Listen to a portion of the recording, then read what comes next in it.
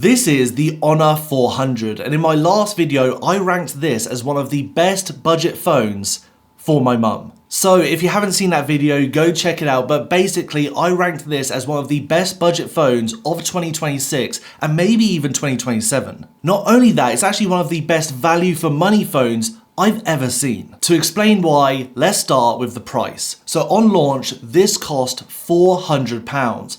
A year later today, you can pick this up from Honor's own website for £300. Not only that, they currently have a voucher for £50 off, making this £250. Now, I need you guys to remember that price because some of the features we're going to talk about are flagship quality features, but for that price, it's just insane. And we need to talk about software updates. So the big boys like Samsung offer 6 years of OS updates and security updates, and Google offers 7 years of security updates and OS updates. But typically for budget phones, you see between 2 to 3 years. For the Honor 400, they offer 6 years of OS updates, major OS updates, and security updates. Now, why this is important, especially for security, because everybody uses banking apps and other social media they want safe on their phone. If there's any loopholes or bugs, these updates protect you. So it is very important. And only having it for a couple of years means your phone could be compromised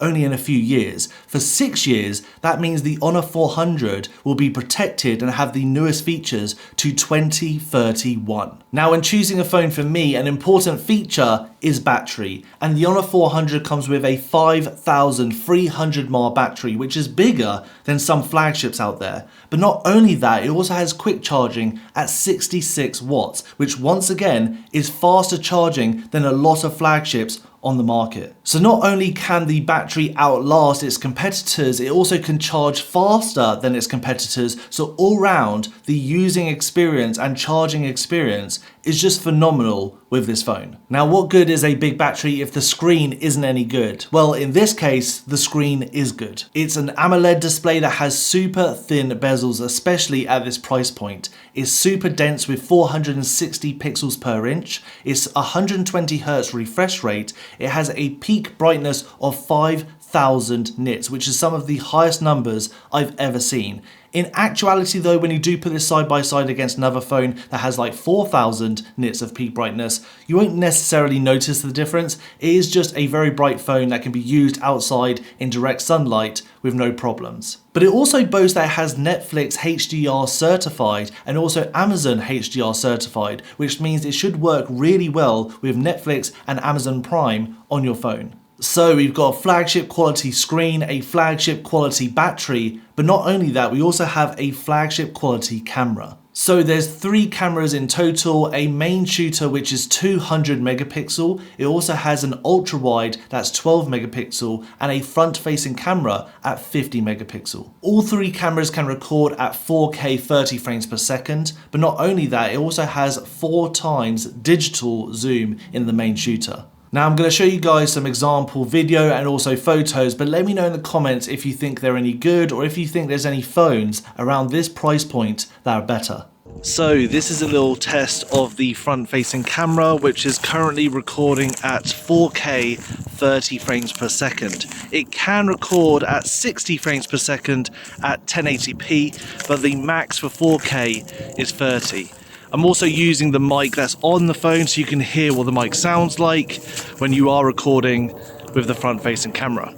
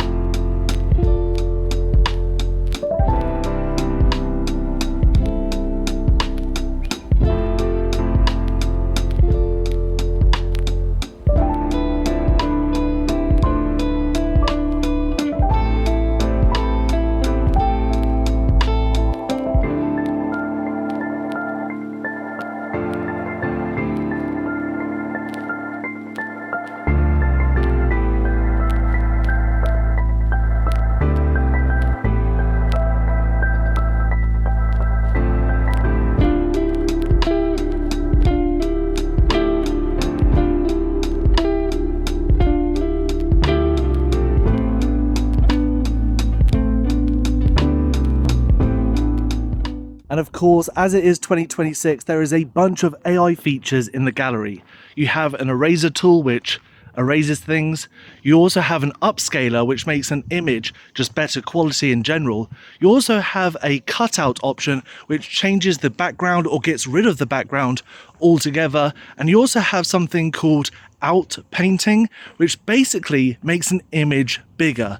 So if you take an image and you think, oh, it's a little bit too zoomed in, I want to have a step back, this will generate the borders of an image to make the image in general look bigger overall, which is it's an interesting one. Now, a sticking point for most people, especially around a budget phone or a lesser known branded phone, is the operating system. Now, Honor uses Magic OS and it's currently on version 10. Now, I have to say, when I first booted the phone, it came with Magic OS 9, which I wasn't a massive fan of. But obviously, as it's a year old and I get the newest updates, I was able to update to Magic OS 10 pretty much instantly. And I have to say, it's actually really nice. It seems really smooth, really snappy, really clean looking. The only caveat I'll say is this very similar to an iPhone. They've obviously taken inspiration from liquid glass and they've tried to copy iPhones in certain ways. And it's not necessarily a bad thing, especially if you're an iPhone user and want to switch to Android.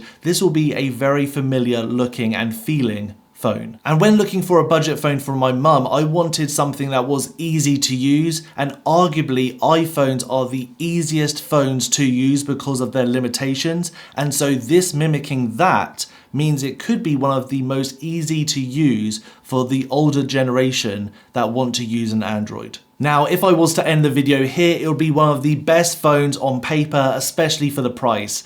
But there is a few caveats with buying a budget phone, especially an Honor phone. One of them being bloatware. Now, for Magic OS 9, it was a lot worse. I will say for Magic OS 10, there was less bloatware, but it still recommends you to download loads of apps when you first boot up the phone, and also it has pre-installed apps on the phone straight away. Most of them you can delete, however, there are some that you can't, and they're Honor specific apps, which isn't the end of the world, it's just a little bit annoying. And there is workarounds to disabling them or turning off notifications so they don't bother you.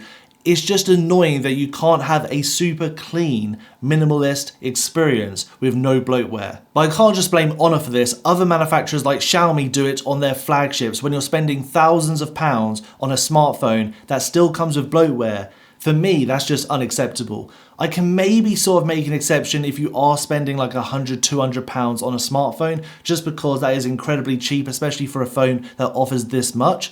But you should at least get the option to delete them and permanently remove them, rather than having apps pre-installed that you can't delete. But like I mentioned, there are ways around it, especially with the Honor, and that's what I've done. I've deleted all of the apps and games that are pre-installed, and I've disabled a bunch of features, and I've also turned off notifications from some apps which I can't remove. Now, I do know there are ways to remove even those apps that are uninstallable. However, I'm going to speak on behalf of like most people. Like 99% of people will delete apps the easy way. They won't go above and beyond to make sure the phone is completely wiped. So I'm going to speak from the experience of what most people are going to experience. And the last two sort of negatives I have with this phone is, number one, the chipset is slightly old now. I believe it came out in 2024. It's still a very capable chip. It's not the newest and best, and especially if you look at some MediaTek Density chips that are in some other budget phones,